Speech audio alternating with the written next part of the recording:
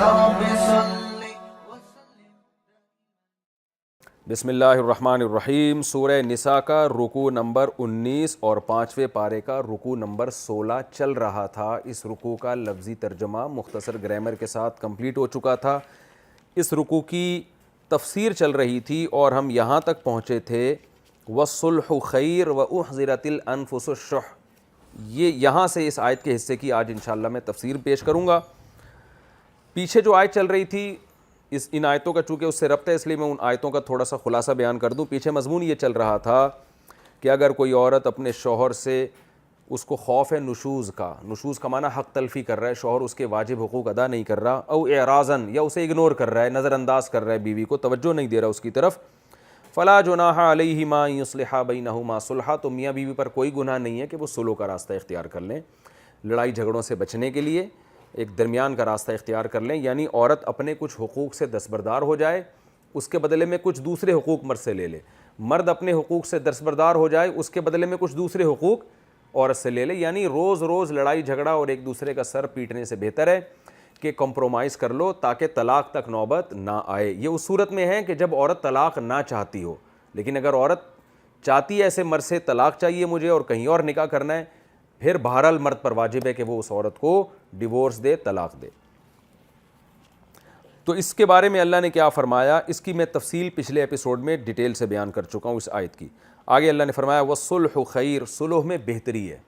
کس بات سے بہتری؟ علیحدگی سے، یعنی طلاق سے بہتر کیا راستہ ہے؟ صلح کا، کیونکہ جب بھی حق تلفی ہوتی ہے چاہے عورت کی طرف سے ہو یا مرد کی طرف سے ہو، تو ایک وقت تک تو صلح کی کوششیں ہوتی ہیں، یعنی اصلاح کی کوششیں ہوتی ہیں، جب وہ کوششیں ناکام ہو جائیں تو پھر ڈیورس کی طرف جاتے ہیں۔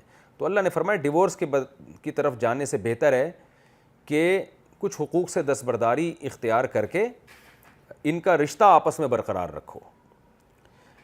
اور اس کی تفصیل میں دوبارہ تھوڑی سی ہلکی سی ریپیٹ کر دیتا ہوں۔ مثال کے مرد کے پاس ٹائم نہیں ہے، اب عورت کو شکایت ہے ٹائم نہیں دے رہا، تو مرد کہا بھائی میں ٹائم نہیں دوں گا، اس کے بدلے میں تمہیں تھوڑا خرچہ بڑھا دوں گا، یا خرچہ نہیں ہے تو وہ کہے بھائی اس کے بدلے میں ٹائم بڑھا دوں گا، یا مرد کہے بھائی میں تمہیں رکھنا نہیں چاہتا، میں تمہیں طلاق دینا چاہتا ہوں، وجہ اس کی ہے کہ میری آمدن کم ہے، مجھ سے جو ہے نا وہ حقوق نہیں ادا ہو رہے، تو عورت کہے بھائی طلاق نہ دو، آدھا گھر کا خرچہ میں اٹھا لوں گی۔ تو یہ نارملی تو یہ ٹھیک نہیں ہے، لیکن اس کنڈیشن میں کہ طلاق تک جہاں نوبت پہنچ رہی ہو تو وہاں یہ طلاق سے بچنے کے لیے یہ درمیانی راستہ یہ بہتر راستہ ہے۔ وَأُحْضِرَتِ الْأَنفُسُ الشُّحَّ، اللہ فرماتے ہیں نفسوں میں اللہ نے ذمہ داریوں سے بچنے کی محبت ڈال دی ہے۔ کیا مطلب؟ صلح کا راستہ اس لیے بھی بہتر ہے کہ یہ ایسا راستہ ہے جو پائیدار ہوگا، کیونکہ اس میں جب کسی شوہر کچھ حقوق سے دستبردار ہو جائے گا نا تو اس پہ ذمہ داریوں کا بوجھ ہلکا ہوگا، تو مرد کی طبیعت بھی جائے گی کہ یار میں اس پیشکش کو ایکسیپٹ کر لوں اور طلاق سے میں بچ جاؤں، کیونکہ آپ اس پہ یا تو نان نفقہ کم کر رہے ہو یا ٹائم کی پابندی کم کر رہے ہو، تو ان چیزوں میں ذمہ داریاں کم ہو رہی ہیں۔ تو اللہ فرماتے ہیں ہم نے ہر شخص کے دل میں جو ہے نا شح ڈالا ہوا ہے، اپنی طبیعت میں بخل ڈالا ہوا ہے کہ وہ نہیں چاہتا کہ میں لوگوں کی ذمہ داریاں اٹھاؤں، تو یہ پائیدار طریقہ ہوگا میاں بیوی کے رشتے کو جوڑنے کا۔ اسی طرح عورت کو بھی اگر کچھ ذمہ داریوں سے دستبردار کر دیا جائے، مثال کے طور پر مرد نہیں چاہتا عورت کو طلاق دینا، لیکن وہ عورت کے پورے حقوق بھی ادا نہیں کر رہا، تو ایسے موقع پہ عورت بعض دفعہ طلاق کا مطالبہ کرتی ہے کہ میرے آپ حقوق ادا نہیں کر رہے ہیں، مجھے طلاق دو۔ تو اس میں عورت کو بھی یہ ترغیب ہے کہ بھائی اگر جو شوہر تمہیں حقوق ادا نہیں کر رہا نا، تو یہ شوہر کسی بھی وجہ سے ادا نہیں کر رہا، تو اس کے بدلے میں تم ایسا کرو کہ یہ والے کے بجائے کوئی دوسرے حقوق لے لو اس سے، یا کچھ آزادی لے لو تم اس سے۔ مثال کے طور پر عورت پابند ہوتی ہے کہ وہ شوہر کی مرضی کے بغیر گھر کی چار دیواری سے نہیں نکل سکتی، اسے اپنے ابا اماں کے یہاں کہیں بھی جانے کے لیے شوہر سے پرمیشن لینا ضروری ہے، تو عورت کہے ٹھیک ہے بھائی آپ کے کو میں یہ حقوق تو معاف کرتی ہوں، لیکن میرے بھی کچھ حقوق، میرے اوپر بھی کچھ آپ کے حقوق ہیں، آپ وہ بھی معاف کریں۔ تو یہ کمپرومائز کا راستہ ہے جو اللہ نے اختیار کرنے کا حکم دیا۔ تو اللہ فرماتے ہیں یہ طریقہ زیادہ پائیدار ہوگا، کیونکہ انسان کی نیچر کچھ اسی طرح کی ہے کہ وہ ایک دوسرے کی ذمہ داریاں اٹھانے کے لیے تیار نہیں ہوتا۔ احضرت الانفس الشح، کہ ہم نے انسان کی طبیعت میں کچھ بخل رکھا ہے، ذمہ داریوں سے بچنا رکھا ہے، تو جب یہ مرد پہ کچھ ذمہ داریاں ہلکی ہوں گی یا عورت پہ کچھ ذمہ داریاں کم ہوں گی تو اس لالچ میں وہ ایک دوسرے سے طلاق کا مطالبہ ترک کر دیں گے، تو یہ اس کا ایک فائدہ ہوگا۔ لیکن اللہ مردوں سے خطاب کر رہے ہیں کہ یہ ہم نے ایک طلاق سے بچنے کا بحالت مجبوری ایک طریقہ بتایا ہے. یہ کوئی فضیلت والا عمل نہیں ہے کہ یہاں تک معاملہ پہنچے کہ دونوں حقوق سے دستبردار ہو رہے ہوں. اصل یہی ہے جو اللہ اگلی آیت میں بیان کر رہا ہے کہ مردوں سے خطاب کیا وَإِن تُحْسِنُوا، کیونکہ پہلے مرد ہی کا ذکر تھا نا کہ عورت کو اپنے شوہر کے بارے میں ڈر ہے کہ وہ ظلم یعنی حقوق ادا نہیں کرتا یا اعراض کرتا ہے. تو اب یہاں خطاب بھی مرد کے بارے میں کہ وَإِن تُحْسِنُوا، کہ اگر تم اچھا سلوک کرو گے بیوی کے ساتھ، وَتَتَّقُوا، اور حق تلفی سے بچو گے، فَإِنَّ اللَّهَ كَانَ بِمَا تَعْمَلُونَ خَبِيرًا، تو اللہ تمہارے اعمال سے باخبر ہے، یعنی تمہیں اس کا اجر دے گا. تو بہتر یہی ہے کہ یہاں تک نوبت نہ آئے. یہ جو قرآن نے حکم دیا کہ درمیان کا راستہ اختیار کیا جائے، یہ بھی ایک بہت عالی شان حکم ہے. آج بہت سے لوگ اس سے غافل ہیں، پتہ ہی نہیں ہوتا کہ جوڑ کرنا کیسے میاں بیوی کے درمیان، شرعی احکام معلوم نہیں ہوتے. تو آپ نے دیکھ لیا کہ اگر زوجین کے درمیان لوگ چاہتے ہیں کہ پائیدار زندگی گزرے تو ان کو قرآن ہی کی ان ہدایات پر عمل کرنا پڑے گا. کتنے سارے اسٹیپ اللہ نے کتنے خوبصورت انداز سے بیان کر دیے. شروع میں بیان کیا ایک دوسرے کو برداشت کرو، پھر بیان کیا نہیں ہو رہا تو جرگہ ہو، دونوں کے خاندان بیٹھیں، پھر بیان کیا کہ بھائی پھر بھی نہیں چل رہی زندگی تو سارے حقوق لینے کے بجائے طلاق سے بہتر ہے کہ کچھ حقوق چھوڑ دو، کمپرومائز کا راستہ اختیار کرو. پھر بھی نہیں ہو رہا تو پھر آگے اللہ نے ان آیتوں کے بعد اگلی آیتوں میں اللہ نے طلاق کا تذکرہ کیا ہے، وہ بالکل آخری اسٹیپ میں جا کے اللہ نے بیان کی ہے. اچھا، یہاں میں ایک اہم مسئلہ بیان کرنا چاہتا ہوں. عربوں میں آج کل ایک نکاح چل رہا ہے جس کو نکاح مسیار کہتے ہیں. اس میں کیا ہوتا ہے کہ عورت کہتی ہے کہ مجھے صرف ایک عدد میاں چاہیے، اور شوہر کہتا ہے میں آپ سے اس شرط پہ نکاح کروں گا کہ آپ تمام حقوق سے دستبردار ہو جائیں، نہ میں نان نفقہ دوں گا، نہ میں آپ کو ٹائم دوں گا جو شوہر کے ذمے ہے.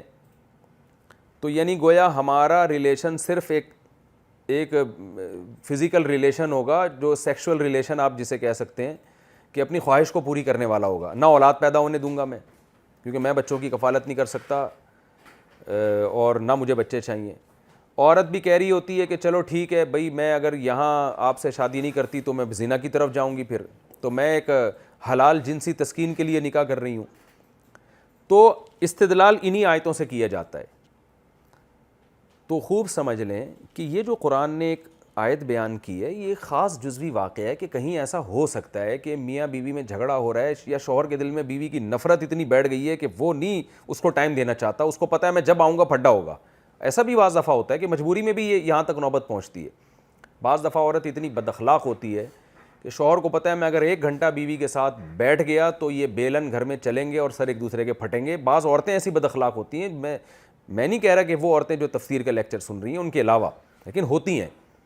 بعض دفعہ مرد بد اخلاق ہوتا ہے، عورت کو پتہ ہے کہ جب یہ گھر میں آئیں تو یہ ہلاکو خان بن کے آتے ہیں اور سر پیٹنا شروع آتے ہیں. بعض خواتین کے جو بتاتی ہیں کہ ہمارے میاں جب گھر میں آتے ہیں تو بچے بھی کانپنا شروع کر دیتے ہیں اور میں بھی، اور ایک ٹینشن ہی دیتے ہیں وہ. لیکن طلاق کی صورت میں اور اس سے بڑا نقصان ہوتا ہے. تو ایسی صورت میں یعنی شوہر کا مزاج ایسا ہے یا بیوی کا مزاج ایسا ہے تو بجائے طلاق کے بھائی آپس میں بیٹھ کے طے کر لیں کہ آپ وہیں رہیں، اسی گھر میں رہیں، میں اس گھر میں رہوں گی، خرچہ بھیج دیا کریں، نہ میں آپ سے طلاق لے رہی ہوں، نہ میں آپ کو بچوں سے ملنے سے روک رہی ہوں. یا شوہر کہتے کہ بھائی بیگم میں جب 1 گھنٹہ بیٹھتا ہوں تو لڑائی ہوتی ہے، تو بہتر ہے کہ ہم میاں بیوی کے رشتے میں جڑے رہیں، بچوں کو مل جل کے پال رہے ہیں. ہم دونوں کے اندر اللہ نے ڈیزائرز رکھی ہیں، میں بھی حرام سے بچنا چاہتا ہوں، تم بھی حرام سے بچنا چاہتی ہو. جب خواہش ہوگی ہم دونوں ملاقات کر لیں گے تاکہ برائی سے بچے رہیں. باقی ہم ایک دوسرے کے ساتھ بیٹھیں گے نہیں. آپ نے تجربہ کر کے دیکھ لیا، جب بیٹھتے ہیں تو سر پھوڑ کے اٹھتے ہیں ایک دوسرے کا، غیبتیں کرتے ہیں، بہتان تراشیاں کرتے ہیں، ساری روحانیت ختم ہو جاتی ہے. تو ہم اس پہ سلو کر لیتے ہیں کہ ایک دوسرے کا منہ نہیں دیکھیں گے. ہم بہت زیادہ دل کرے گا تو آپ اپنی تصویر بھیج دینا اس میں موبائل پہ، اور میں آپ کو اپنی پکچر بھیج دوں گا، بس دیکھ کے خوش ہو جایا کریں گے. یہ ہوتا ہے بعض گھر، یعنی یہ اس پر لانا پڑتا ہے ان کو. میں نے خود ایسے بہت دفعہ فیصلے کیے ہیں کہ بھئی یہ 10 سال ہو گئے لڑتے لڑتے، اب بہتر یہی ہے کہ الگ الگ رہا کرو آپ دونوں، اور جو ہے بچوں کو مل جل کے پالو. ایسے بھی کیس ہمارے سامنے آئے ہیں کہ 20-20 سال سے میاں بیوی بچوں کی خاطر ملے ہوئے ہیں، آپس میں زیادہ گپ شپ نہیں لگاتے وہ، کیونکہ ان کو پتہ ہے جب بات ہوگی تو لڑائی ہوگی. تو یہ ایک ایسا ہے کہ اتفاق سے کبھی ایسا ہو جائے تو پھر یہ صلح کی بات ہے یہ نہیں کہ اس کو آپ معاشرے میں ایک سسٹم بنا کے رائج کر لیں، اس کی یہ شریعت کے مزاج کے بالکل خلاف ہے، نکاح کی مصلحتوں کے بالکل خلاف ہے۔ تو عربوں میں جو ایک نکاح مسیار کا دستور چل پڑا ہے، اس کی کبھی بھی ان آیتوں کا سہارا لے کے اس کو ہم اپریشیٹ نہیں کر سکتے، اس لیے کہ اگر وہ سسٹم معاشرے میں رائج ہو گیا نا، اور مردوں نے یہ شرطیں لگانا شروع کر دیں کہ بھائی ہم ان عورتوں سے نکاح کریں گے جو اپنے حقوق تمام حقوق سے دستبردار ہو جائیں، ورنہ ہم آرام سے بیٹھے نکاح ہی نہیں کر رہا، تو عورت تو بیچاری مجبور ہو جائے گی، پھر وہ ظاہر ہے اس کو زنا کا خطرہ ہے، تو وہ مجبور ہو کے اپنی شرطوں سے دستبردار ہوگی، چلو بھائی کہ ہمارے کو ڈیزائرز تو پوری ہوں، لیکن اس کا نتیجہ کیا نکلے گا کہ معاشرے میں جب یہ کام کثرت سے ہوگا تو فیملی سسٹم تباہ و برباد ہو جائے گا، جو ایک نکاح کے نتیجے میں جو ایک اچھا معاشرہ خاندان وجود میں آتا ہے۔ تو یہ آیتوں سے استدلال کر کے، یعنی ان آیتوں کا سہارا لے کے معاشرے میں نکاح مسیار کو رائج کر دینا، یہ بالکل ناجائز ہے، بالکل غلط ہے، اس کی یہ شریعت کے مزاج کے بالکل خلاف ہے۔ ان آیتوں کا سہارا آپ وہاں لے سکتے ہیں جہاں جزوی طور پر کسی کو ضرورت ہو، جیسے واقعی بعض دفعہ کسی مرد کو ضرورت ہوتی ہے۔ اس کی مثال ایسے ہے جیسے ایک مرد دوسری شادی کرنا چاہتا ہے، اس کے پاس وسائل ہی نہیں ہیں، لیکن اس کے لیے ایک بیوی کافی نہیں ہو رہی۔ اب مجھے یہاں بھی یہ ڈر لگتا ہے کہ میں جب یہ بتاؤں تو یہ مرد اس کا بھی ناجائز فائدہ نہ اٹھائیں کہیں، لیکن بہرحال ایک مسئلہ ہے تو مسئلے کے طور پہ بیان کر دیتا ہوں۔ مثال کے طور پر ایک مرد کے پہلی بیوی موجود ہے، لیکن اس مرد کے لیے وہ بیوی کافی نہیں ہو رہی زنا سے بچنے کے لیے، اس میں ڈیزائرز بہت زیادہ ہیں۔ تو اصول تو یہ ہے کہ آپ دوسری شادی کریں، جتنے حقوق پہلی کو دے رہے ہیں اتنے ہی دوسری کو دیں، 100% برابری کریں۔ اصل تو جو شریف لوگوں کا، عزت دار لوگوں کا طریقہ ہے وہ یہی ہے، جس کو قرآن جگہ جگہ بیان کرتا ہے کہ تم اگر عدل نہیں کر سکتے، برابری نہیں کر سکتے تو پھر ایک بیوی پر اکتفا کرو۔ لیکن بعض دفعہ ایسا ہوتا ہے کہ مرد کو پتہ ہے کہ میری بیوی میں کوئی بیماری پیدا ہو گئی ہے، یا اس سے اولاد نہیں ہو رہی ہے، یا یہ کہ مجھے زنا کا خطرہ ہے، ایک میرے لیے کافی نہیں ہو رہی ہے، اب میں نے دوسری کرنی ہے لیکن میرے پاس وسائل بالکل بھی نہیں ہے، تو وسائل نہیں ہے، میں اگر دوسری کروں گا تو میں برابری بالکل بھی نہیں کر سکتا، میں جو خرچہ اس کو دے رہا ہوں وہ دوسری کو نہیں دے سکتا، یا جو ٹائم اس کو دے رہا ہوں وہ دوسری کو نہیں دے سکتا۔ تو ایسی مجبوری میں وہ یہ کر سکتا ہے کہ دوسری عورت سے جو سیکنڈ وائف ہے، تو بیوی بننے سے پہلے اس سے ایک ایگریمنٹ کر لے کہ بھائی میں تمہیں صاف لفظوں میں بتا رہا ہوں کہ میں جو شادی کر رہا ہوں حقیقت یہ ہے کہ میرے پاس وسائل نہیں ہے، لیکن میں آپ سے شادی اس لیے کر رہا ہوں زنا سے بچنے کے لیے۔ تو آپ کو میں پہلے سے بتا دوں، اگر آپ اپنے حقوق سے دستبردار ہو جائیں پہلے سے کہ اتنا پیسے میں نہیں دے سکتا جتنے پہلی کو دے رہا ہوں میں، وہ ٹائم، یا بعض دفعہ پیسہ ہوتا ہے یا ٹائم ہوتا ہے، یا میں وہ ٹائم نہیں دے سکتا، میرے پاس ٹائم ہی نہیں ہے، تو آپ پہلے سے اس ٹائم یا اپنے جو مالی خرچہ ہے اس سے دستبردار ہو جائیں۔ پھر عورت یہ دیکھے گی، وہ یہ کیا کرے گی، وہ کہے گی بھائی نہیں، مجھے تو فلاں آدمی جو مل رہا ہے وہ ٹائم بھی دے رہا ہے، پیسے بھی دے رہا ہے، تو میں اس سے کیوں کروں؟ وہ کبھی بھی ایگری نہیں ہوگی۔ لیکن بعض عورتیں مجبور ہو جاتی ہیں، ان میں کوئی جسمانی عیب ہوگا، یا نسوانی حسن نہیں ہوگا، یا عمر ان کی زیادہ ہو چکی ہوگی، تو ایسی عورتیں پھر ان کو رشتہ نہیں مل رہا ہوتا، تو وہ مجبور عورتیں پھر کیا کریں گی قرآن کی ان آیتوں کے مطابق کہ some thing is better than nothing, کہ چلو پیسہ تو میرے پاس اللہ نے دیا، بہت کچھ ہے، میں جاب کرتی ہوں، کماتی ہوں، اس آدمی کے پاس پیسے نہیں ہیں، لیکن مجھے کم از کم شوہر کی نعمت مل جائے گی، میں برائی سے بچ جاؤں گی، میرے ایک مرد ہوگا کفالت، یعنی جس کا نام کم از کم لگا ہوا ہوگا، معاشرے میں جو لوگ مجھے الٹی نظروں سے دیکھتے ہیں، جب پتہ چلتا ہے کہ اس کا کوئی شوہر نہیں ہے تو برے لوگ میرا تعاقب کرتے ہیں، ان تمام ٹینشنوں سے میں بچ جاؤں گی۔ تو ان جیسی عورتوں اور ان جیسے مردوں کے لیے بھی یہ آیت ہے کہ بھائی سلو کا راستہ اختیار کر لو، کہ نکاح نہ کرنے سے بہتر ہے نکاح کر لو۔ بعض دفعہ یہ نکاح کرنے کے بعد مسائل پیش آتے ہیں، بعض دفعہ نکاح کرنے سے پہلے پیش آتے ہیں، تو آیت دونوں کو شامل ہے۔ یہ ایگریمنٹ نکاح کرنے سے پہلے بھی کیا جا سکتا ہے کہ سولو کا راستہ اختیار کر لو، تو یہ جائز ہے، تو یہ ایک مجبوری کے تحت ہو رہا ہے، لیکن اس کو ایک نظام کا حصہ بنا دینا، اس کو معاشرے میں اپریشیٹ کرنا، اس کی اجازت نہیں ہے۔ میرے پاس لوگ آتے ہیں اور مجھے کہتے ہیں میں دوسری شادی کرنا چاہتا ہوں، لیکن یہ نہ اس کو میں ٹائم دوں گا، نہ میں اس کو پیسے دوں گا، اور کوئی ایسا رشتہ بتا دیں جو صرف جو ہے نا میرے ساتھ بس نکاح کی ایک بندھن میں بن جائے۔ تو میں اس سے کہتا ہوں کیوں نہیں دیں گے، آپ کے پاس پیسے ہیں نہیں؟ کہہ رہے پیسے تو بہت ہیں لیکن میں نہیں یہ ٹینشن اٹھانا چاہتا۔ تو میں ایسے لوگوں کو طبیعت سے جو ہے نا سنا دیتا ہوں کہ آپ جیسے فالتو لوگوں کے لیے ہمارے پاس ٹائم نہیں ہے، تو ایسے لوگ ان آیتوں سے استدلال نہیں کر سکتے۔ تو یہ آیت کا ایک خاص مفہوم ہے، اس مفہوم کو سمجھنے کی ضرورت ہے، تو ایسا نہ ہو کہ معاشرے میں اس کو ایک اصول بنا کے نافذ کر دیا جائے۔ تو قرآن نے یہ بتایا وہاں جہاں کوئی مجبوری ہو، طلاق تک نوبت پہنچ رہی ہو، تو ایسی کنڈیشن میں بیچ کا راستہ اختیار کیا جا سکتا ہے۔ تو میں ان لوگوں سے کہتا ہوں جو یورپ میں جاتے ہیں، زنا کا خطرہ ہے، تو بھائی وہ پراپر طریقے سے اگر شادی نہیں کر سکتے، واقعی معذور ہیں، تو کوئی بات نہیں، وہ ایک سلو کا راستہ اختیار کر لیں۔ بعض دفعہ یہ بھی ہوتا ہے کہ پہلی بیوی اتنی سخت ہوتی ہے کہ وہ شوہر کو ایک رات مارکیٹ سے شارٹ ہونے ہی نہیں دیتی، وہ کہتی ہے روزانہ رات میرے ساتھ ہی گزارنی ہے، اور مرد کو زنا کا خطرہ ہوتا ہے، تو پھر وہ یہ کر سکتا ہے، دوسری بیوی سے ایگریمنٹ کر سکتا ہے کہ بھئی میں تم سے اس شرط پہ نکاح کر رہا ہوں کہ میں راتیں نہیں گزاروں گا تمہارے ساتھ۔ لیکن میں نے بتایا یہ بھی ایک مجبوری میں، اصل حکم یہ نہیں ہے اسلام کا، اور اس کو کوئی معاشرے کا آپ لا بنا کے یا معاشرے میں ایک رسم بنا کے رائج نہیں کر سکتے، یہ پھر بری بات ہو جائے گی۔ جیسے کہ بعض عرب ممالک میں ہو گیا ہے، مصر میں بھی اطلاعات ملتی ہیں نکاح مسیار کا رواج ہو گیا ہے۔ اس کا نقصان تو یہ ہوگا کہ مردوں کو جب فری پھوکٹ میں عورتیں ملیں گی تو مرد کسی کی بیٹی کو لا کے گھر کہاں بسائے گا، وہ تو چسکے لینے کا عادی بن جائے گا۔ تو قرآن نے جو ایک استثنائی طور پر، ایک جزوی طور پر ایک حکم بیان کیا ہے، اس کو معاشرے کا ایک عمومی حکم بنانے کی اجازت نہیں ہے، اس سے نکاح کی جو مصلحتیں ہیں وہ ضائع ہوں گی۔ تمام پیغمبر گھر بسانے والے تھے، نبی صلی اللہ علیہ وسلم کی 9 زوجات تھیں، کیسے آپ نے ان کا گھر بسایا ہے، حضرت خدیجہ کے ساتھ کیسا آپ نے نباہ کیا ہے، حضرت زکریا علیہ السلام کی جو زوجہ تھیں بانجھ تھیں، پوری زندگی اسی بانجھ بیوی کے ساتھ حضرت زکریا نے گزار دی، اور ان کی زوجہ نے بھی اپنے شوہر کے ساتھ گزار دی، طلاق تک نوبت نہیں آئی۔ تو ہم پیغمبروں کی اگر تاریخ اٹھا کے دیکھتے ہیں تو ہمیں پیغمبر گھر بسانے والے ملتے ہیں، شرطیں لگا لگا کے اور سلو کر کر کے عورت کے حقوق سے پیچھے ہٹنے والے ہمیں پیغمبر نہیں ملتے۔ تو اللہ نے جہاں یہ آیت نازل کی وہاں دوسری آیتیں بھی ہیں، ان سب کو دیکھ کر مفہوم کو متعین کیا جائے گا۔ لیکن بہرحال مجبوری میں اللہ نے ہمیں اس کی اجازت دی ہے کہ سلو کا راستہ اختیار کیا جائے، تو یہ شرعاً جائز ہے حالت مجبوری میں۔ لیکن اللہ نے پھر آخر میں ترغیب دی، وَإِن تُحْسِنُوا وَتَتَّقُوا، اگر تم پورے حقوق ادا کرو اور تقوی کا راستہ اختیار کرو، فَإِنَّ اللَّهَ كَانَ بِمَا تَعْمَلُونَ خَبِيرًا، تو اچھی بات یہی ہے، اللہ تمہارے عمل سے باخبر ہے اور اس کا تمہیں قیامت کے دن اجر دے گا۔ اچھا، یہاں ایک بات خوب سمجھ لیں، نکاح مسیار میں اور متع میں فرق ہوتا ہے۔ نکاح مسیار یہ ہوتا ہے کہ عورت حقوق سے دستبردار ہو گئی اور صرف نکاح کے ایک رشتے میں آ رہی ہے، کچھ حقوق سے یا بعض حقوق سے، اور مرد اس بیس پہ اس سے نکاح کر لیتا ہے، لیکن وہ نکاح ہوتا ہمیشہ کے لیے۔ اتفاق سے مرد طلاق دے دے تو ایک الگ بات ہے، اس میں شروع میں یہ ایگریمنٹ نہیں ہوتا کہ ہم 1 مہینے کے لیے نکاح کر رہے ہیں یا 2 مہینے کے لیے نکاح کر رہے ہیں، نکاح ہوا ہے مستقل بیسس پر، چاہے بعد میں مرد طلاق دے دے وہ ایک الگ بات ہے۔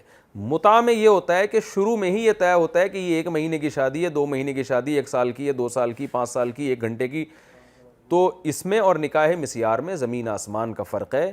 متع بالکل حرام ہے اور زنا ہے، نکاح مسیار زنا نہیں ہے نکاح، بیوی اس سے حلال ہو جائے گی۔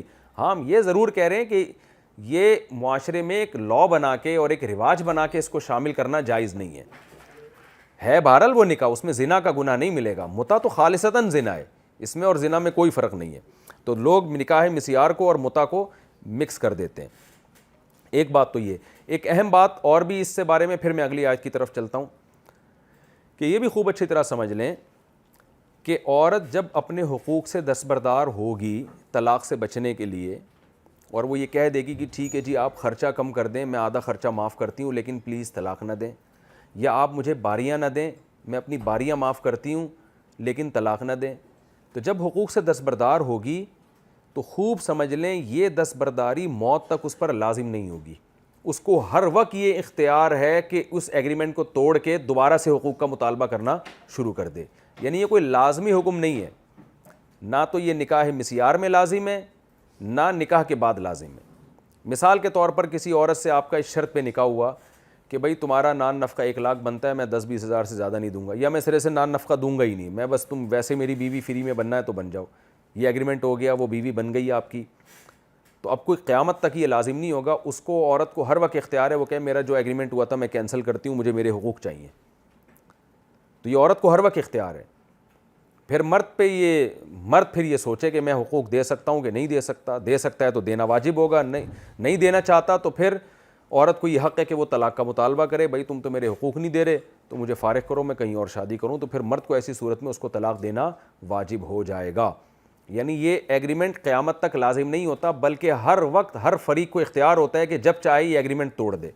سوال پیدا ہوتا ہے اسلام میں معاہدہ توڑنا تو بہت گناہ ہے، بالکل معاہدہ توڑنا گناہ ہے، لیکن یہاں یہ جو معاہدہ ہے نا اس کی حیثیت خوب اچھی طرح سمجھیں۔ اس کی حیثیت یہ ہے کہ جو حق ابھی واجب نہیں ہوا عورت وہ پہلے سے معاف کر رہی ہے۔ مثال کے طور پر عورت کہتی ہے میں زندگی بھر آپ سے نان نفقہ لوں گی نہیں، تو آپ مجھے بتاؤ ابھی نان نفقہ شوہر پہ واجب ہوا ہے؟ ظاہر ہے نہیں ہوا۔ واجب جب ہوگا جب عورت کو نان نفقے کی ضرورت ہوگی، وہ فیوچر میں واجب ہوگا۔ مثال کے طور پر عورت کو کھانے کے لیے پیسے چاہیے، بجلی کا بل ادا کرنے کے لیے پیسے چاہیے، تو بجلی جب استعمال کرے گی تو بجلی کا بل شوہر پہ واجب ہوگا نا، وہ ابھی استعمال کیا ہی نہیں ہے، وہ تو فیوچر میں ہوگا۔ تو شریعت کا اصول یہ ہے کہ کوئی حق اگر کسی پر واجب نہ ہوا ہو تو پہلے سے معاف کرنے سے وہ معاف نہیں ہوتا۔ اس کی مثال ایسے ہے جیسے وراثت۔ بیٹا باپ کی زندگی میں کہہ دے کہ ابا جو آپ کی مرنے کے بعد مجھے وراثت ملے گی میں معاف کر رہا ہوں، وہ تو 100 دفعہ بھی کہہ دے گا نا، پھر بھی باپ کے مرنے کے بعد اس بیٹے کو وراثت ملے گی۔ وجہ کیا ہے کہ وراثت ابھی واجب ہی نہیں ہوئی ہے، بیٹے کو وراثت، بیٹے کا باپ کے مال میں وراثت کا حق ابھی ثابت ہی نہیں ہوا ہے، تو معاف کرنے سے وہ معاف نہیں ہوگا۔ تو اس کی حیثیت محض ایک وعدے کی سی ہوگی، اس ایگریمنٹ کی۔ اس کو حقیقی معنی میں ایگریمنٹ نہیں کہیں گے ہم، یہ ایک وعدہ ہے کہ بھئی میں نہیں لوں گا، تو بعد میں آپ کو یہ اختیار ہے کہ آپ لے لیں اس کو۔ تو اسی وجہ سے علماء کہتے ہیں کہ وارثین اگر باپ کی زندگی میں معاف کر دیں ہمیں وراثت کا حصہ نہیں چاہیے تو وہ معاف نہیں ہوتا، کیونکہ ایک حق ابھی واجب ہوا ہی نہیں ہے، تو معاف کہاں سے ہوگا۔ اس کی میں ایک اور آسان مثال دیتا ہوں آپ کو۔ میں نے آپ سے کہا کہ میں آپ سے اگلے سال 1,00,000 روپے کا موبائل خریدوں گا، اور میرے اوپر جو 1,00,000 روپے واجب ہوں گے وہ میں نے ابھی سے معاف کر دیے۔ تو جب اگلے سال آپ موبائل خریدیں گے نا، میں یعنی خریدوں گا آپ سے، پھر میرے اوپر جو 1,00,000 روپے، اچھا سوری یہ الٹا مثال میں نے الٹی کر دی، میں یوں مثال دیتا ہوں آپ کو کہ میں نے آپ سے کہا کہ اگلے سال آپ مجھ سے موبائل خریدیں گے، آپ نے کہا ہاں میں خریدوں گا۔ میں نے کہا 1,00,000 میں خریدیں گے، آپ نے کہا 1,00,000 میں خریدوں گا۔ میں نے کہا وہ 1,00,000 میں نے ابھی سے معاف کر دیے، تو شریعت میں معاف نہیں ہوئے۔ کیوں؟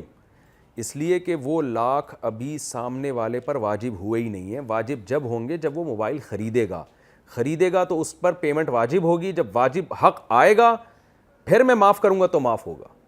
ابھی حق واجب ہی نہیں ہوا ہے تو شروع کی معافی محض ایک اس کی اخلاقی حیثیت تو ہوتی ہے، قانونی اور شرعی حیثیت نہیں ہوتی اس کی۔ تو ان مثالوں سے خوب اچھی طرح یہ بات سمجھ لینی چاہیے کہ جو حق واجب ابھی ہوا ہی نہیں ہے تو پہلے سے معاف کرنے سے وہ معاف ہوتا نہیں ہے، اس کا معافی کا ایک محض ایک اخلاقی ذمہ داری ہوتی ہے وہ، اور اس سے زیادہ اس کی کوئی حیثیت نہیں ہوتی۔ تو خوب یہاں اسی وجہ سے سمجھ لیں کہ اس آیت کی بیس پر یہ جو میں نے ابھی پڑھی ہے کہ میاں بیوی صلح کر لیں، عورت کچھ حقوق سے دستبردار ہو جائے، تو یہ جب عورت حقوق سے دستبردار ہوگی تو یہ اخلاقی طور پہ دونوں پہ ہے کہ وہ حقوق نہ مانگیں تاکہ لڑائی جھگڑا ختم ہو، لیکن حق ابھی شوہر پہ فیوچر میں واجب ہوگا، تو پہلے سے معاف کرنے سے وہ حقیقت میں معاف ہوتا نہیں ہے۔ تو جب حق کی ادائیگی کا ٹائم آئے گا تو عورت پر یہ جائز ہوگا کہ وہ کہے بھئی وہ ایگریمنٹ ہم کینسل کر رہے ہیں، لیکن پھر شوہر کو یہ حق حاصل ہوگا کہ وہ یہ کہہ سکتا ہے کہ بھئی میں نے تو آپ کو اپنے نکاح میں رکھا اسی ایگریمنٹ کی بیس پہ ہے، تو پھر میں حقوق نہیں ادا کر سکتا، میں طلاق دے رہا ہوں۔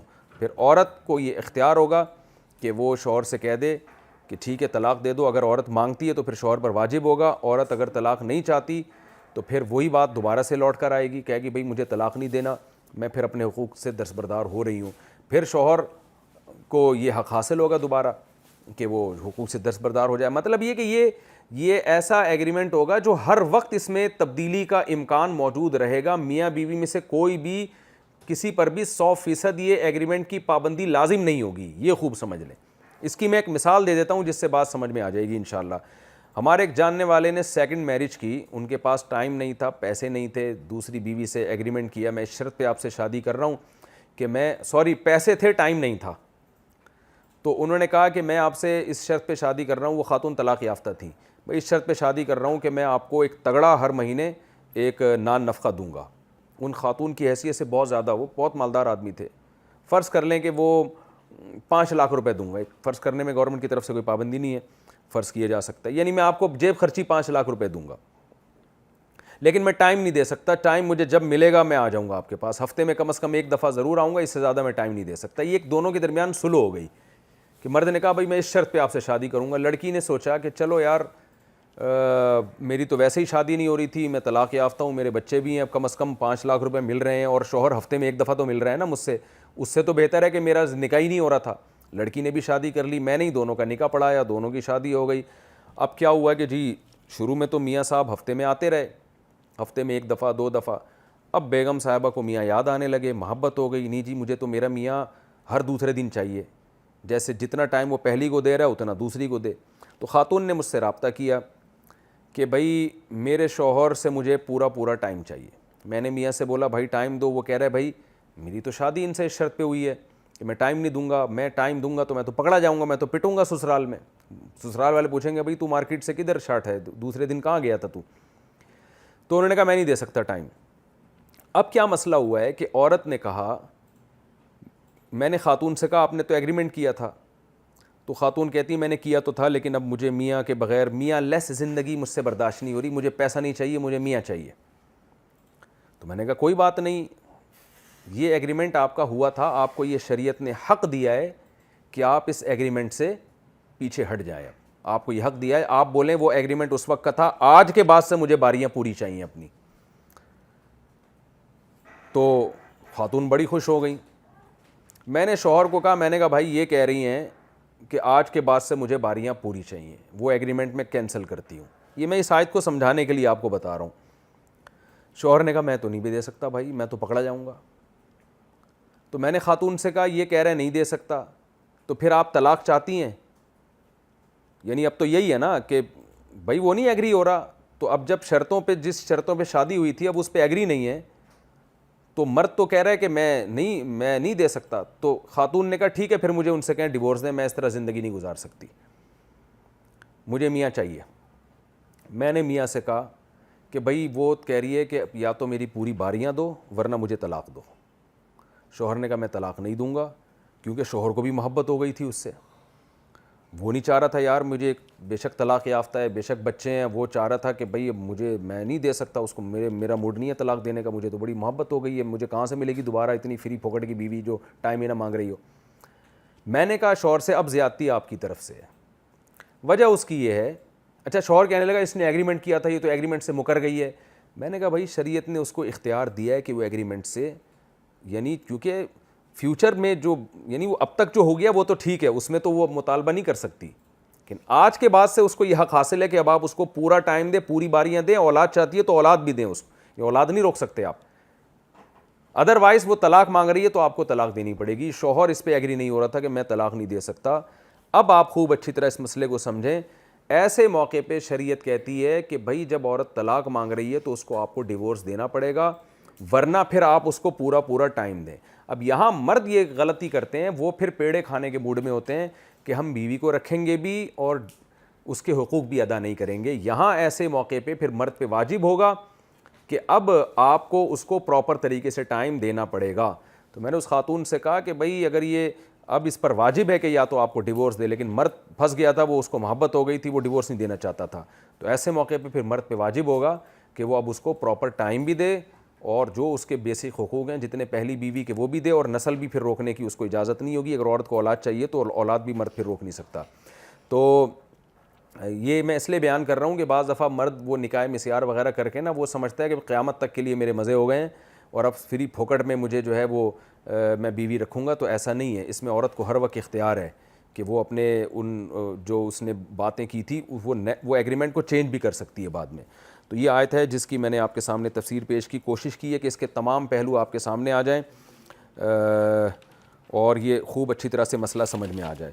آگے اللہ تعالیٰ کا ارشاد ہے وَلَن تَسْتَطِيعُوا أَن تَعْدِلُوا بَيْنَ النِّسَاءِ, کہ تم ہرگز اس کی طاقت نہیں رکھتے کہ بیویوں کے درمیان عدل کرو اگرچہ تمہارے اندر اس کی ہرس ہی کیوں نہ ہو, یعنی عدل جتنا بھی چاہتے ہو پھر بھی نہیں کر سکتے.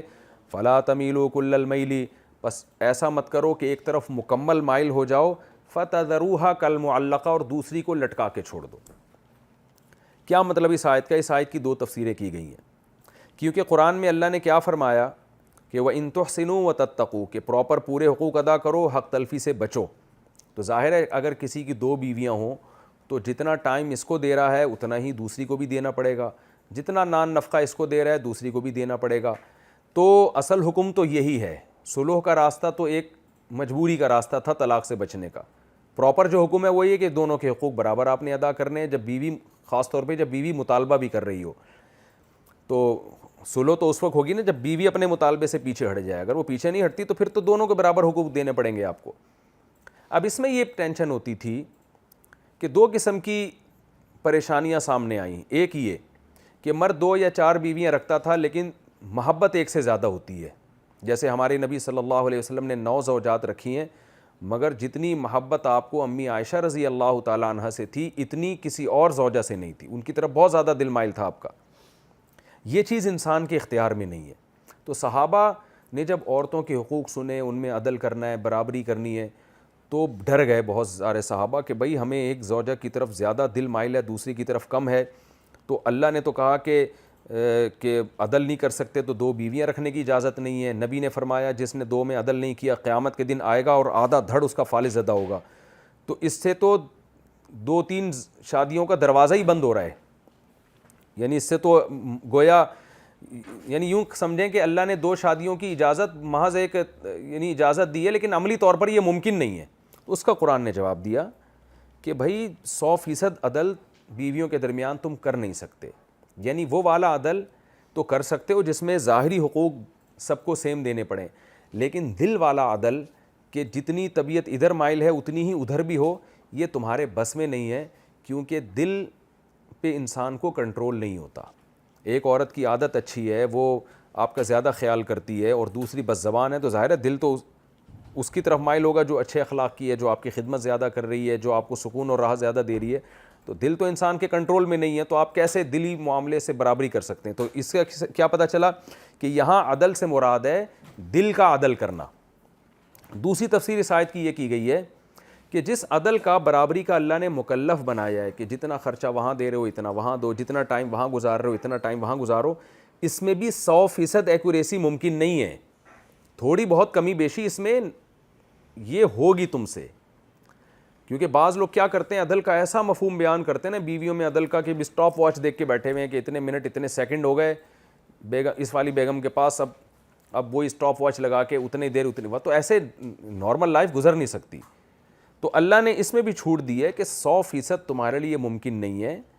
تو جس عدل کا ہم نے تمہیں مکلف بنایا ہے اس کو فوکس کرو. کیا مطلب؟ بھئی ایسا مت کرو کہ ایک کی طرف اتنا میلان ہو کہ دوسری کو لٹکا کے چھوڑ دو. یعنی سب کو پتہ چل رہا ہو کہ یار ایسا لگتا ہے یہ اس کی سوتیلی بیوی ہے, یعنی یہ اس کی اصل بیوی ہے, اور وہ تو ویسے ہی لا کے رکھی ہوئی ہے اس نے. تو اتنا بیلنس آؤٹ نہیں ہونا چاہیے. یعنی اپنی طرف سے پوری طور پہ برابری کی تم نے کوشش کرنی ہے, لیکن 100% ایکوریسی تم میں ممکن نہیں ہے. یہ تو کسی میں بھی ممکن نہیں ہے, صرف پیغمبر ہی یہ کام کر سکتے ہیں, نارمل آدمی کے لیے بس میں نہیں ہے یہ. تو اس میں اللہ نے چھوٹ دی ہے کہ سورہ نساء کے شروع میں جو اللہ نے فرمایا تھا کہ اگر تم عدل نہیں کر سکتے تو تمہارے لیے دوسری شادی حرام ہے, اس سے یہ لگ رہا تھا کہ عملی طور پر حرام ہی ہے کیونکہ 100% تو عدل کوئی بھی نہیں کر سکتا. تو اس سے تو 2-3 شادیوں کا دروازہ بند ہو رہا ہے. تو ان آیتوں میں پتہ چل رہا ہے کہ بھئی 100% عدل ہماری مراد نہیں ہے, 100% عدل دنیا میں کوئی بھی نہیں کر سکتا. تو اتنا عدل واجب ہے کہ ظلم کے زمرے سے بچ جاؤ تم. دیکھنے میں یہ نہ لگے کہ یار وہ اس کے ساتھ معاملات کچھ اور ہیں اور اس کو بالکل لٹکا کے چھوڑا ہوا ہے. تو جتنا بیلنس کر سکتے ہو کرو, بہت زیادہ اس میں فرق کرنا اس کی تمہیں اجازت نہیں ہے. تو کیا مطلب؟ ایک رات یہاں گزارو تو دوسری رات یہاں گزارو. اب رات میں سیکنڈوں کا فرق کوئی بھی نہیں ناپ سکتا کہ 8 بجے وہاں گئے تھے تو ٹھیک 7:59 پر اس بیوی کے گھر میں جانا ہے تم نے. یہ ممکن نہیں ہے. بھائی رات یہاں گزار لی, ہاں اتنا ڈفرینٹ کہ یہاں جب باری آ رہی ہے تو جناب 10 بجے جا رہے ہیں, اور جب اس کی باری آ رہی ہے تو رات 2:30 بجے گھس رہے ہیں گھر کے اندر. یہ بہت زیادہ فرق ہو جائے گا, جو واضح فرق ہے. چند منٹوں کی تاخیر ہو سکتی ہے, یہ انسان کے بس میں نہیں ہے. تو اس طرح یعنی اس آیت کا یہ مفہوم ہے. تو اللہ نے فرمایا فلا تمیلوا کل المیل, ایک کی طرف ایسے مائل نہ ہو جاؤ کہ دوسری کو لٹکا کے چھوڑ دو. لٹکانے کا مطلب یہ کہ نہ وہ شوہر والی ہو اور نہ بغیر شوہر والی. یہ لٹکی ہوئی ہوتی ہے. ایک شادی شدہ عورت ہوتی ہے, ایک بغیر شادی شدہ. شادی شدہ وہ ہوتی ہے جس کو شوہر سے پورے حقوق مل رہے ہوں. بغیر شادی شدہ وہ ہوتی ہے جس کو شوہر سے کچھ بھی حق نہ مل رہا ہو, لیکن اس کے پاس یہ آپشن ہوتا ہے کسی سے شادی کر سکتی ہے. تو تم نے دوسری یا پہلی بیوی کو ایسا لٹکا دیا کہ نہ وہ شادی شدہ لائف ہے اس کی, نہ ان میرڈ لڑکیوں والی لائف ہے اس کی. ان میرڈ ہوتی تمہارے نکاح سے باہر ہوتی تو یہ تو اس کو امید ہوتی نا کہ کوئی مرد نکاح کر کے حقوق دے دے گا، لیکن اب یہ امید بھی نہیں ہے اس کو کہ کوئی شوہر ملے گا، کیونکہ وہ تمہارے نکاح میں ہے، تم جب تک چھوڑو گے نہیں وہ کہاں نکاح کرے گی. اور شادی شدہ بھی نہیں ہے، کیونکہ جو شادی شدہ ہوتی ہے اس کو تو ٹائم بھی ملتا ہے شوہر کی طرف سے، پیسے بھی ملتے ہیں. اس کو تو نہ پورے پیسے مل رہے ہیں، یا اس کو یا تو پیسوں میں کمی آ رہی ہے یا ٹائم میں کمی آ رہی ہے، یا دونوں چیزوں میں کمی آ رہی ہے. تو ایسے لٹکا کے کسی عورت کو مت چھوڑو، یہ قرآن کا حکم ہے. آگے اللہ نے فرمایا وَإِن تُصْلِحُوا، اور اگر تم صلح کرو گے. یہاں اصلاح کا معنی یہ صلح نہیں ہے بلکہ اصلاح کے معنی میں، اگر تم اصلاح کرو گے وَتَتَّقُوا، اور حق تلفی سے بچو گے، فَإِنَّ اللَّهَ كَانَ غَفُورًا رَحِيمًا، تو اللہ معاف کرنے والا اور رحم کرنے والا ہے. دیکھیں یہاں اصلاح کا وہ مفہوم نہیں ہے جو وہاں ہے. قرآن کے ہر آیت کا مطلب جو ہے نا، ہر لفظ کا مطلب اسی آیت کے سیاق و سباق کو سامنے رکھ کے بیان کیا جاتا ہے. یہاں اصلاح کا مطلب کیا ہے کہ جو کچھ تم سے ماضی میں ہو چکا اس کو بھول جاؤ. میاں بیوی جو ایک دوسرے کی حق تلفی کر چکے ہیں اس کو بھول جائیں. اور اگر شوہر کی 2 بیویاں تھیں، ایک کو لٹکا کے چھوڑا ہوا تھا، تو جو ہو چکا ہو گیا. تصلحوا، آئندہ کے لیے اصلاح کرو، یعنی اس ظلم سے توبہ کرو. اور مفسرین نے لکھا ہے کہ اصلاح میں بیوی سے معافی مانگنا بھی داخل ہے. اگر آپ نے ایک زوجہ پہ ظلم کیا تھا، اس کے ساتھ برابری والا معاملہ نہیں کیا، اس کو لٹکا کے چھوڑا ہوا تھا، تو چونکہ اس کی حق تلفی ہوئی ہے، تو حق تلفی میں جب اصلاح کرو گے تو حقوق العباد میں جس بندے کی حق تلفی ہوئی ہو، اللہ کے ساتھ اس سے معافی مانگنا بھی ضروری ہے. تو مفسرین نے اس آیت کے تحت لکھا ہے کہ ان تصلحوا میں مرد کو خطاب ہے کہ اگر تم اصلاح کر لو آئندہ کے لیے، اب تک تو تم نے جو ظلم کیا ہو گیا، آئندہ کے لیے اصلاح کر لو، یعنی بیوی کی جو حق تلفی کی اس سے معافی بھی مانگو اور آئندہ اس حق تلفی سے بچو. وتتقوا کا معنی بچنا، آئندہ حق تلفی سے بچو. فإن اللہ کان غفور رحیما، تو اللہ غفور رحیم ہے، پچھلے گناہ تمہارے معاف کر دے گا. اس کو دل پہ لے کے بیٹھو نہیں کہ ہاں یہ ہو گیا وہ ہو گیا اب تو میں جہنم میں ہی جاؤں گا، نہ نہ کوئی بات نہیں، اب تک جو ہو چکا ہو گیا، آئندہ کے لیے اصلاح کر لو. وَإِن يَتَفَرَّقَا، اب قرآن آگے ایک بات بیان کر رہا ہے کہ پہلے تو ایک دوسرے کے عیب برداشت کرنے کی آیتیں نازل ہوئیں، پھر نازل ہوئیں کہ جرگہ بیٹھے ان کے میں درمیان صلح کی کوشش کرے، پھر بھی ایک دوسرے کے حقوق ادا نہیں کر رہے تو کمپرومائز کر لو تاکہ طلاق تک نوبت نہ آئے. اور پھر مرد کو حکم دیا جا رہا ہے کہ برابری کرو، پورے حقوق ادا کرو، جو کوتاہی ہوئی اس میں توبہ استغفار کرو. پھر بھی نہیں ہوتا تو آخر میں نتیجہ کیا نکلے گا؟ ڈیورس ہو جائے گی، طلاق ہو جائے گی. اس کے علاوہ تو اور کوئی حل نہیں ہے نا. تو اللہ فرماتے ہیں اگر یہ بھی ہو جائے تو اس کو بھی دل پہ لے کے نہ بیٹھو. وَإِن يَتَفَرَّقَا، اگر میاں بیوی علیحدگی ہی اختیار کر لیتے ہیں، نہیں بن رہی آپس میں، نہ کمپرومائز سمجھ میں آ رہا ہے، علیحدگی اختیار کر لیتے ہیں. کیسے کہ شوہر اگر ڈیورس دے دیتا ہے یا عورت شوہر سے خلا مانگتی اور شوہر عورت کے مطالبے پر شوہر خلا پہ راضی ہو جاتا ہے اور اس طرح سے دونوں میں علیحدگی ہو جاتی ہے، تو یغنی اللہ کلا من سعتی، تو بھی ٹینشن لینے کا نہیں ہے. اللہ دونوں کو اپنے فضل سے بے پرواہ کر دے گا. بے پرواہ کا مطلب کہ عورت کو مرد کی اس شوہر کی ضرورت نہیں رہے گی اور اس شوہر کو اس عورت کی ضرورت نہیں رہے گی. کیونکہ میاں بیوی دونوں اس خوش فہمی میں مبتلا ہوتے ہیں. شوہر اس خوش فہمی میں ہوتا ہے کہ میں اگر اس کو چھوڑ دوں گا تو یہ تو بیچاری زندگی برباد ہو جائے گی اس کی، اور یہ تو میری محتاج ہے. تو اللہ فرماتے ہیں یہ بیوی تمہاری محتاج نہیں رہے گی، اللہ اس کو تم سے غنی کر دے گا، اس کو کوئی دوسرا اچھا رشتہ دلا دے گا یا اور کوئی انتظام کر دے گا یعنی اس کی کفالت کا. اور عورت یہ سمجھتی ہے کہ میں نے اگر شوہر سے علیحدگی لے لی تو اس کا تو بیڑا غرق ہو جائے گا. تو اللہ عورت کو بھی بتا رہے ہیں کہ اللہ اس کو بھی غنی کر دے گا، اس کو بھی تم سے بے پرواہ کر دے گا. تو آخری حل علیحدگی ہے. اگر ان تمام صورتوں میں سے کسی پر عمل نہیں ہو رہا، آخری حل علیحدگی ہے. تو اللہ فرماتے ہیں اگر ان دونوں میں علیحدگی ہو جائے تو اللہ دونوں کو اپنے فضل سے بے پرواہ کر دے گا، غنی کر دے گا. وکان اللہ واسعا حکیما، سارے کام تم نے تھوڑی کرنے ہیں کہ تم ہی ایک دوسرے کے حقوق ادا کرو گے. اصل تو خالق ہے اور اس کا مخلوق سے رشتہ ہے، وہ وسعت والا ہے، بڑے ظرف والا ہے اور حکمت والا بھی ہے. اس کی حکمت کے تقاضے ہیں کہ تمہیں ان احکام میں اس نے جوڑ دیا تاکہ ایک نظام چلے، ایک سسٹم چلے، ورنہ اسے تمہاری ضرورت نہیں ہے. تو یہ بھی اسلام کا ایک حکم ہے کہ میاں بیوی میں کسی طرح سے نہ بن رہی ہو اور حدود اللہ پر قائم نہ رہ سکتے ہوں تو پھر وہ علیحدگی کا راستہ بھی اختیار کر سکتے ہیں. اس میں یہ بتا دیا گیا کہ طلاق اگرچہ ناپسندیدہ ہے مگر اتنی ناپسندیدہ نہیں ہے جتنی غیر مسلموں کے ہاں سمجھی جاتی ہے. تو اور جتنی ہمارے معاشرے میں سمجھی جاتی ہے اتنی بھی غیر پسندیدہ نہیں ہے. باقی انشاءاللہ اس رکوع کو میں رکوع نمبر 16 اور رکوع نمبر 19 اور 16 یعنی سورہ نساء کا رکوع نمبر 19 اور 5ویں پارے کا رکوع نمبر 16 اس کی بقیہ آیتوں کی تفسیر باقی ہے، انشاءاللہ میں وللہ ما فی السماوات و ما فی الارض سے آگے آیتوں کی تفسیر کروں گا. اللہ تعالیٰ عمل کی توفیق عطا فرمائے. وما علینا الا البلاغ.